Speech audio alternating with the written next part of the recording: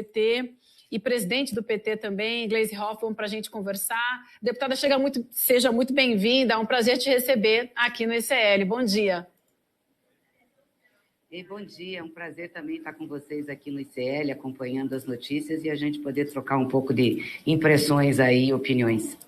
Agora, que dia, né? Justamente hoje, onde a gente teve mais um nome importante aí envolvido em todos os esquemas, ou melhor, que a gente vem trazendo aqui das eleições, o ex-diretor da Polícia Rodoviária Federal, Silvinei Vasquez, preso hoje. A gente preparou uma arte, deputado, que eu gostaria de te mostrar aqui em primeira mão, que tem todos os nomes ligados a Bolsonaro que nós já temos presos até o momento, né? Silvinei Vasquez, como a gente acabou de falar, preso hoje, Mauro Cid, Elcio Queiroz, Anderson Torres, Max Guilherme, Daniel Silveira, Roberto Jefferson, Sérgio Cordeiro e Ailton Gonçalves Barros. Para a gente começar a nossa conversa, eu preciso te perguntar, deputada, olhando para esse organograma, o que a senhora pensa sobre ele? Olha, é uma verdadeira quadrilha, né? Porque ali estão os que conspiraram contra a democracia, os que conspiraram contra as instituições, que usaram descaradamente a máquina do Estado no processo eleitoral. Enfim, é a turma do Bolsonaro, é o que ele organizou para tomar de assalto o Estado brasileiro, ou pretender tomar de assalto o Estado brasileiro novamente nas eleições de 22. Eu estava lembrando aqui de um Twitter que eu fiz no dia 28 de outubro, quando começaram a chegar para nós, já começaram na quinta-feira, acho que 28 era uma sexta-feira, as denúncias de que a PRF e a PF, enfim, as forças policiais, as forças de segurança aí ligadas ao governo federal e ligadas principalmente a Bolsonaro, estavam já engendrando uma ação para dar problema no processo eleitoral. E nós amanhecemos no domingo da eleição exatamente com essa operação da PRF, que envergonhou muito a categoria, que foi direcionada ao Nordeste para não deixar as pessoas irem votar. E graças a uma ação decisiva do STF, eles não lograram total êxito, mas impediram muita gente de chegar nas urnas, com certeza. Deixa eu trazer, é sempre um prazer a gente ter você aqui, deputada, o William De Luca aqui. A gente tem um tweet seu falando agora há pouco sobre isso, sobre que na antevéspera das eleições a gente já tinha as denúncias que as forças federais, forças policiais federais estavam sendo usadas com objetivos eleitorais. No domingo das eleições, assistimos à triste instrumentalização da PRF no Nordeste brasileiro, que só não atingiu totalmente seu objetivo pela ação firme do TSE, e aí a senhora fala sobre a prisão do ex-diretor bolsonarista da PRF hoje, dizendo que não é possível politizar essas forças de segurança. Parece que o entorno todo do bolsonarismo está sendo preso, né, deputada? O Silvinei, o Anderson Torres, o Mauro Cid. A nossa expectativa é que chegue ao Bolsonaro. Será que a gente vai conseguir ver essas operações chegando mais próximo, efetivamente, do ex-presidente Jair Bolsonaro? Ô, De Luca, eu acho que sim. Acho que as coisas indicam tudo para isso, né? Os inquéritos que estão no Supremo, no TSE... E, obviamente, que essas pessoas não agiram sem comando, essas pessoas não agiram por conta própria, elas tinham um comando, tinham uma centralidade. E Jair Bolsonaro era o grande comandante dessa operação, né, da tentativa da tomada do Estado brasileiro, inclusive nos atos de 8 de janeiro. A CPI está mostrando isso, a CPMI. Ele mesmo de longe, mesmo tendo fugido, ele dava direcionamento e dava o comando, inclusive o comando político, não só para essas pessoas operarem era o comando cotidiano, a relação cotidiana que eles tinham, mas o comando político para a base política dele. Ao falar contra as urnas, ao falar contra as eleições, ao tentar desestabilizar. Então, ele dava o comando político. O que aconteceu no dia 8 de janeiro foi uma movimentação através desse comando.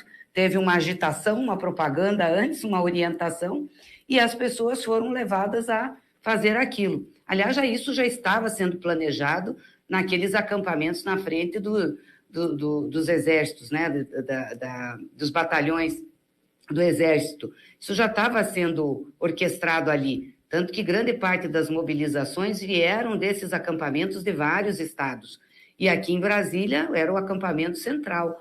E ele dando, claro, as orientações, elogiando isso, falando que isso eram atos democráticos. Enfim, Eu não tenho dúvidas que já chegou em Bolsonaro, eu não tenho dúvidas que o destino de Bolsonaro vai ser igual ao dos seus amigos e companheiros ali, vai ser a prisão. Deputada, eu vou passar já a palavra para o Chico Sá, que tem perguntas para a senhora também. Antes, só para a gente conversar aqui e te contar também que nós estamos na liderança agora de todos os programas, olha, com mais de 28 mil pessoas nos acompanhando, gente. A gente está na frente da Jovem Pan News, a gente está na frente da CNN, Record News, UOL, do 247, enfim, gente, estamos num momento histórico aqui do nosso programa. A gente agradece demais a nossa audiência, está lá, ó, mais de 28 mil pessoas, o número já atualizou, nos acompanhando. Deixa eu até aproveitar e lembrar você que está com a gente hoje, a gente conversando agora com a presidente do PT, a deputada Gleisi Hoffmann. Você pode mandar mensagens também, se quiser fazer uma pergunta para a deputada, a gente está por aqui, está aí o nosso telefone, vou colocar na tela, pedir para a produção colocar para vocês, é o 11 988 99 2893. Você pode mandar o seu vídeo aqui também, a gente separa a deputada e a gente coloca aqui no ar para a deputada responder também. Vamos lá, Chico, agora contigo, por favor. Bom dia, deputada Gleisi, que bom tê-la aqui na nossa audiência, que hoje está melhor do que nunca.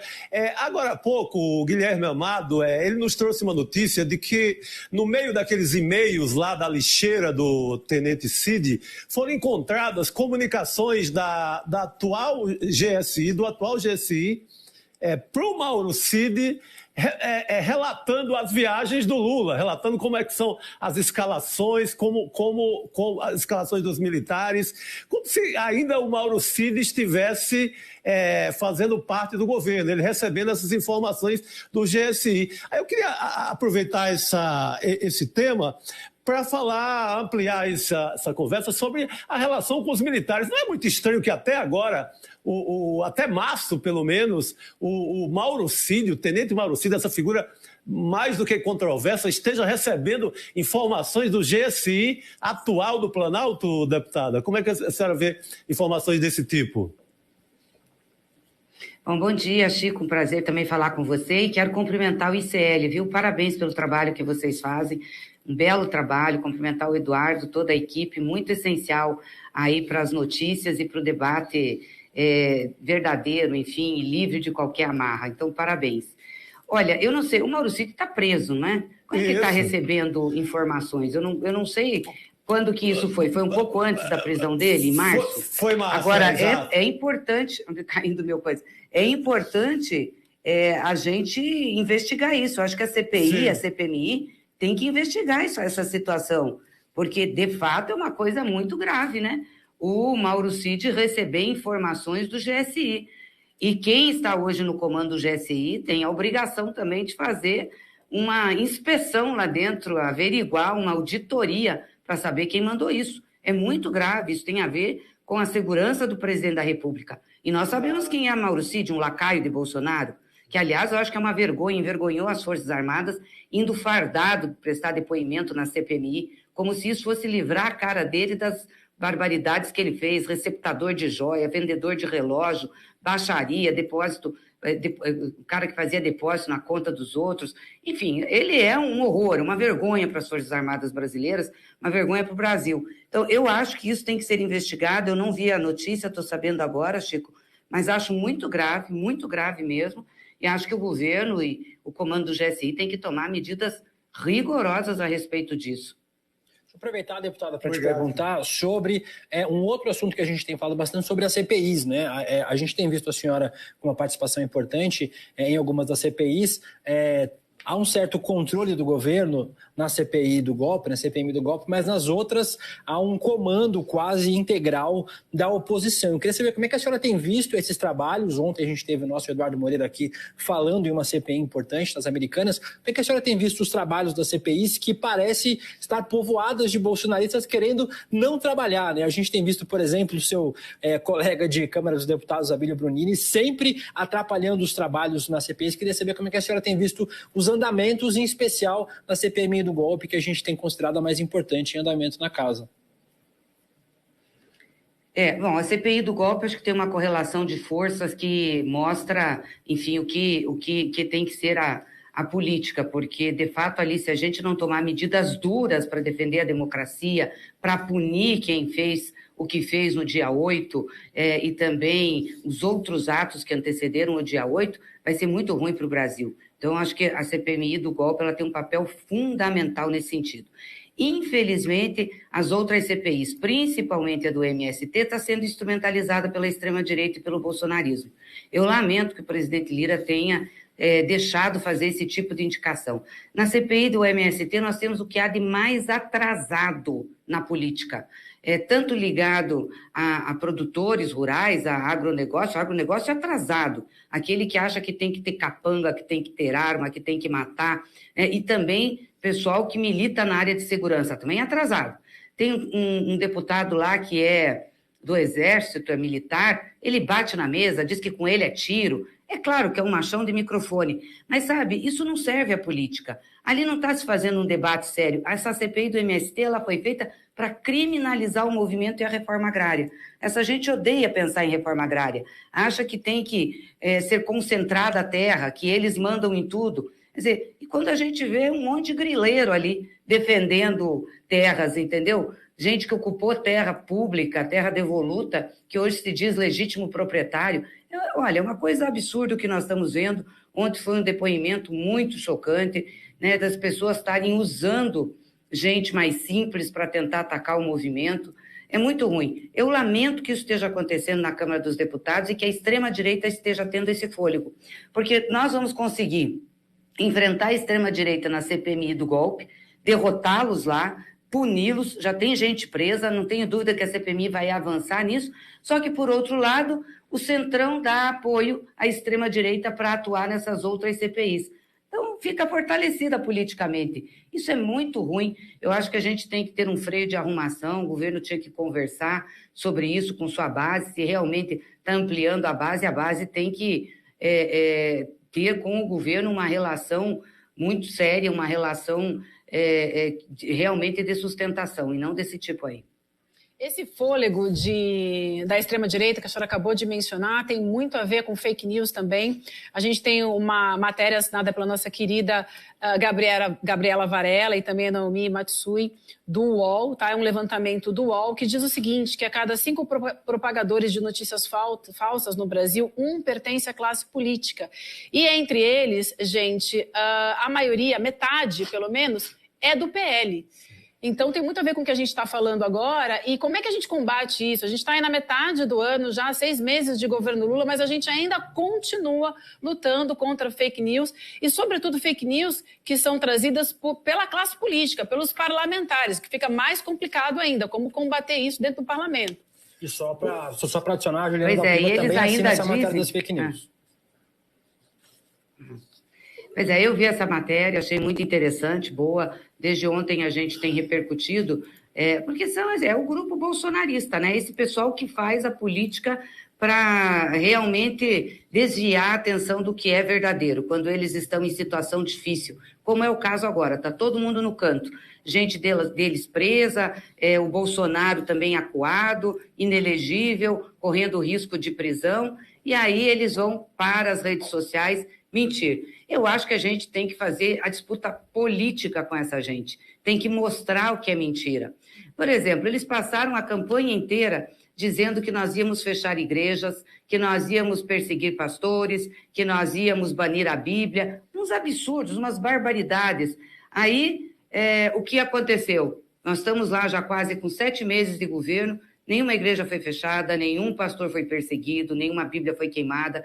Muito pelo contrário, nós temos a maior liberdade de expressão e liberdade religiosa em nossos governos, não utilizamos a religião para fazer política, ou seja, a gente tem que começar a dizer isso, para desmentir o que eles fazem e acionar. Não os parlamentares, é claro, nós temos várias ações contra os parlamentares, alguns já estão também nesses inquéritos, eu acho que vão ter problema, além da comissão de ética, nesses inquéritos do TSE, do Supremo, sobre fake news, sobre ataques às urnas eletrônicas, acho que eles vão ter problemas, nós podemos ter cassação de parlamentar, inelegibilidade também, e tem que ser assim, tem que ser pedagógico para não repetir. Não pode querer ganhar a política mentindo para as pessoas, isso não é correto. Faz o debate político, defende suas ideias, tenha coragem de defender o que eles realmente pensam e não mentiras. E nós vamos ter que nos preparar mais para que a gente possa fazer esse enfrentamento, não tenho dúvidas. Deputada, aproveitando o tema, a Câmara vai votar o PL das fake news ou isso vai ser adiado mais uma vez? Porque, pelo que sabe, os partidos querem, mas o Arthur Lira está segurando essa votação. Eu queria que a senhora atualizasse essa questão para a gente. Ô, Chico, eu de fato não sei. Eu estou vendo pela imprensa que há uma disposição de pautar essa matéria. E, obviamente, se pautar, ela tem que ser bem discutida, porque nós já tivemos problemas da outra vez que nós pautamos. Não dá para misturar as coisas, direito autoral com remuneração. Eu acho que tem que separar para não ter problema. E fazer uma discussão séria com a sociedade, para que eles também não façam uma ofensiva de fake news dizendo que isso é censura. Não, não é censura. Mentir não pode, praticar crime não pode, entendeu? Tem regras de convivência nos meios de comunicação. A maioria, os meios de comunicação hoje que não da internet e das redes são todos regulados. Rádio e TV tem regulação. E isso não quer dizer que tenha censura. Tem que ter regras, né? E eu acho que isso é muito importante a gente estabelecer. Deputada, eu queria trazer um outro tema para a gente falar, que foi a morte de um jovem rapaz de 13 anos, ao que tudo indica, assassinado pela polícia na Cidade de Deus, no Rio de Janeiro. A gente tem uma foto.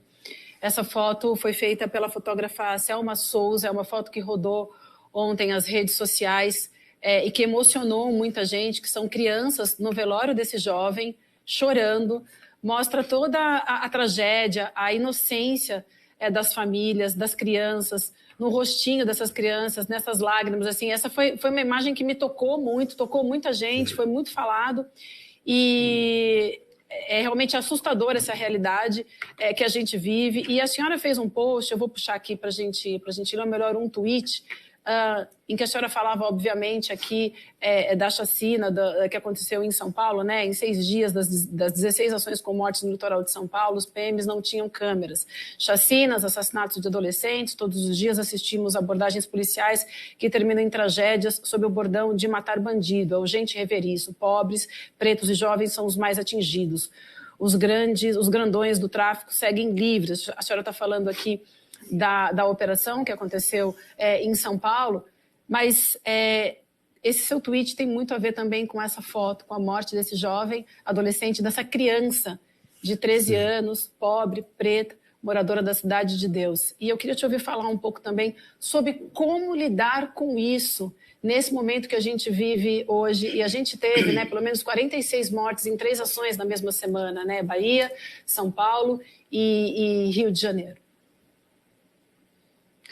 Olha, é muito difícil, viu, Vivi? Muito difícil e muito triste. A gente olha para essa foto, dá vontade de chorar, porque a dor está expressa ali, né? E é uma dor expressa de perda da pessoa, mas também de impotência, de o que vai fazer, estamos entregues a essa barbárie, né?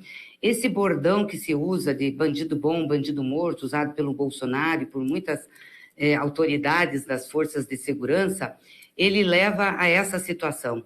Mata-se sem ver quem está matando. E eles têm a pachorra de dizer, isso é efeito colateral, pelo menos matou o bandido. Eu estou perdendo meus microfones aqui. Pelo menos matou o bandido. Quer dizer, e causa dor imensa às pessoas, né? Uma tragédia. Eu queria saber se acontecesse isso com o filho deles, entendeu? Matar um efeito colateral matando um filho do Bolsonaro. O que ele faria? Um efeito colateral matando um filho do governador de São Paulo. O que ele faria? Do comandante da Polícia Militar. Quer dizer, claro que tem que ser punido quem matou um militar. Eu não estou aqui para fazer julgamento de policiais, a maioria também são pobres e trabalhadores, mas estão sendo coordenados com uma política de ódio e de extermínio que não pode dar certo na nossa sociedade. Isso é muito ruim, só gera violência. E é a maioria que morre preto e pobre, né? Então, eu coloco isso. Eu queria saber como é que seria o efeito colateral com o filho do governador, com o filho do Bolsonaro. O que eles diriam disso? Qual seria a situação que eles estariam? Então, a gente tem que parar com isso. Não pode ser uma política de vingança. Acho que esse uso de câmeras nos uniformes dos militares é muito importante, porque isso tem ajudado, inclusive, os próprios militares. Nós vimos que diminuiu, com o uso das câmeras, diminuíram a morte tanto da população de periferia, como dos próprios militares. Então, nós precisamos ter essas regras, nós precisamos ter essas ações e precisamos rediscutir o modelo de segurança que a gente tem no país. Não é desse jeito que a gente vai combater a criminalidade, não. Nós temos que ter mais inteligência, mais operações de inteligência, mais operações de informações, né, e de ação integrada das polícias, do que esse tipo de ação. Vai para um lugar e atira a esmo e dane-se quem morrer. Deputado, deixa eu te fazer uma pergunta. A gente está partindo já para o encerramento do programa. Quero agradecer a todo mundo que mandou pergunta para a gente aqui no WhatsApp, mandou pergunta também aqui no nosso chat, agradecendo a todo mundo. A gente está com uma audiência muito boa hoje, deputada, mas é sobre esse modelo de segurança pública. Me parece que a extrema-direita tem vencido esse debate da segurança pública porque é mais fácil falar para as pessoas que, tendo uma arma e dando um tiro no cara que vai roubar o seu celular no ponto de ônibus, você resolve o problema. É uma solução. A senhora está ouvindo? Ou não, deputada? Vamos ver se a senhora está ouvindo. Acho que o deputado está com problema no fone. Vamos ver se a deputada escuta. Alô? Pronto, deputada, está ouvindo a gente agora? Quer me ajudar? Só um pouquinho. Ela vai me ajudar aqui, porque eu não sei o que está acontecendo com esse microfone.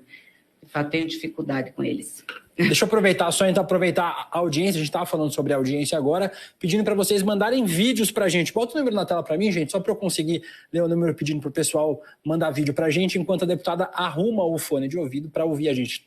11 988 99 2893. Já aproveitem e mandem vídeo falando sobre os nossos próximos temas. Agora, está ouvindo, deputada? Sim, estou ouvindo. Então, desculpe. Não, que isso? Eu estava perguntando para a senhora sobre o modelo de segurança pública, que a extrema-direita tem vencido esse debate, apresentando soluções fáceis e ruins, e a esquerda continua apresentando soluções muito boas, mas muito distantes da realidade das pessoas. Como é que a esquerda, em especial o Partido dos Trabalhadores que a senhora preside, pretende entrar nesse debate? É um debate que vocês têm feito de como é que trata sobre segurança pública de forma mais palpável na vida das pessoas? Sim, esse é um desafio, porque de fato o discurso da direita é simplista, né? Bandido bom é bandido morto. E ninguém gosta de bandido, a gente quer mesmo que o bandido fique longe da gente. Só que a forma de tratar isso, bandido bom é bandido morto, dá vazão para esse tipo de operação. Chega lá e atira a esmo. Então, mata um monte de gente. Ah, mas matou inocente. Ah, efeito colateral. É o que eles dizem. E às vezes, muitas vezes, a população que é sempre, né, vítima de banditismo, de roubo, de assalto, acaba apoiando isso que tem que fazer. É óbvio que nós queremos que o bandido seja preso, que seja julgado, que tenha pena, entendeu? Que realmente a polícia tenha eficácia, efetividade para proteger a sociedade. Mas não pode ser atirando a esmo, porque isso põe em risco a vida das pessoas. Então, nós temos que discutir. Tem vários projetos na Câmara dos Deputados, no Senado, que discute. O governo tem feito essa discussão através do Ministério da Justiça, do ministro Flávio Dino. Eu acho que investir nas ações de inteligência é a melhor coisa. Hoje, um grande problema que nós temos é o tráfico de drogas. Só que, muitas vezes, a operação de segurança é feita na ponta, não para cima dos grandes traficantes, é feita para cima dos intermediários, dos pequenos. Isso não resolve o crime organizado e o tráfico. Onde é que estão os chefões do crime organizado, do tráfico? Como é que isso está sendo desbaratado? Porque quando você ataca isso, você desmonta uma rede inteira de crime e de tráfico que tem, né? A outra coisa é o seguinte, o que a gente oferece para esses jovens que seja mais atraente do que o tráfico oferece? Porque o tráfico vai lá, oferece dinheiro, oferece glamour, oferece uma série de coisas. Ele muitas vezes sabe que é passageiro, que a vida dele tem tempo curto, mas vai atrás disso. Então, como que o Estado brasileiro, como que a sociedade brasileira pode oferecer algo melhor? Numa sociedade que é tão injusta, tão desigual, aonde uns têm tantos, outros têm tão poucos. Por isso eu quero louvar aqui a iniciativa do ministro Haddad de mandar, diz que vai mandar agora em agosto, um projeto de taxação dos super ricos. Nós temos que fazer isso, porque nós temos que ter mais dinheiro para ajudar os mais pobres. Então, é um conjunto de ações que tem que tratar de segurança. Mas eu concordo com vocês que a gente ainda tem muita dificuldade na linguagem, na exposição disso, porque a direita usa com mais facilidade o bordão para pegar, entender o imaginário e convencer as pessoas. Deputada, a gente agradece demais o seu tempo, abrir esse espaço na agenda para conversar com a gente hoje, sobretudo num dia em que a gente teve uma audiência muito importante, muito grande. Foi bom demais te receber. Volte sempre, um excelente trabalho, boa semana em Brasília. Eu que agradeço, Vivi, De Luca, Chico, muito obrigada aí. E obrigada pela audiência e, mais uma vez, parabéns ao ICL. Obrigada. Bom dia, muito obrigada. Vamos conversar com a Mila Burns agora, gente, que a gente tem novidade, ela vai